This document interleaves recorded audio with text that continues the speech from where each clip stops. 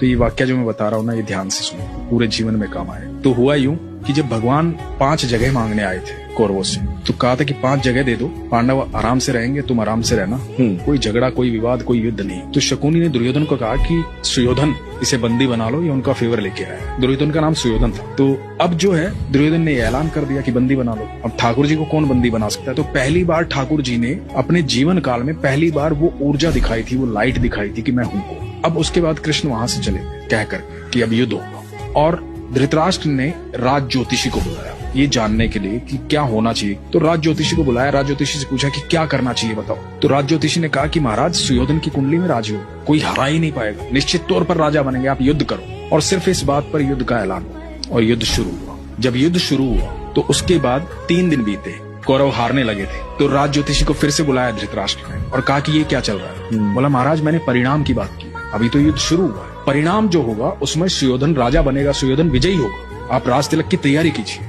ठीक है। अब धृतराष्ट्र लगातार चिंता में था। 8 दिन बीत गए, आधी सेना निपट गई थी कौरवों की। अब ये दिखाई दे रहा था साफ साफ कि कौरव हार जाएंगे, पांडव जीतेंगे।